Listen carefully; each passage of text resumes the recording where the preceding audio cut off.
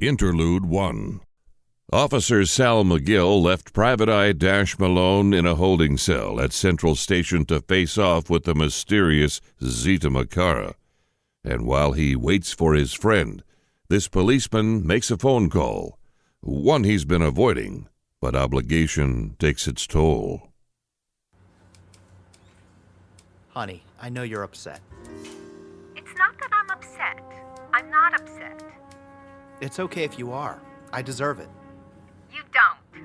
You don't deserve me henpecking at you like this. You're not. I just haven't seen you, my husband, in days and days, and I worry so. You never need to worry about me.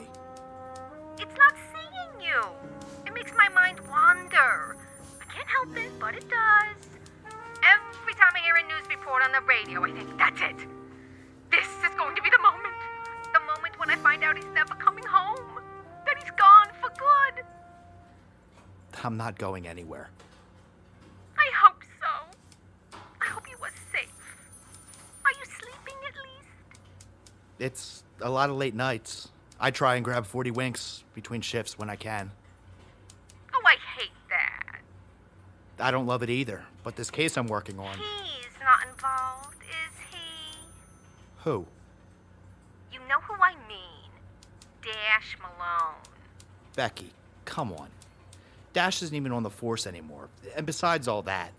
And besides all that, no matter what I say, you always get mixed up with him and it never works out for you. He always drags you down. You could have been a lieutenant now if it wasn't for him. That's not fair. It's not only fair, it's the truth. I told you, honey. I promise you. Dash is not the reason I haven't been home. It's... all the overtime they're making me put in on this case. It's a real killer. I bet it's a killer, McGill. I bet it is. Who is that? No one. Honey, I have to go. I'll be home tomorrow, I promise. We can talk all about it then. But Sal! Bye-bye for now. Now, what do you make of that?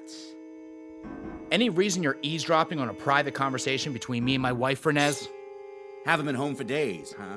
Where you been? Shacking up with that fairy friend of yours? Don't you actually have a murder to solve? Well, that's just it. I'm wondering if you and that fairy aren't actually working with that dame we got in lockup. Fernez, what you wonder could fill a novel. What I know is that you don't work overtime, McGill. I know that for a fact. So if you ain't going home to your wife, who are you going home to? Bet that could fill a novel. Watch yourself, Fernez. I'll be watching, all right. I'll be watching.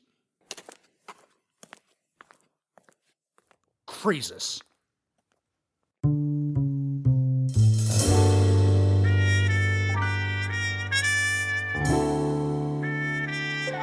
The next chapter of Dash will be released in 2 weeks, but we'll be back next week with something special.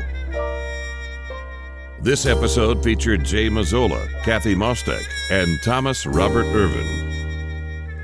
Written and directed by Dave Ebersole. Sound designed by Mick Laurel. Music by Christopher Tolomeo and Mick Laurel. Produced by Mick Laurel and Ed Hill. Executive producers Ed Hill and Andrew Greenwood. Dash created by Dave Ebersole and Delia Gable. Until next time, I'm Jim Diamond. Thank you for listening.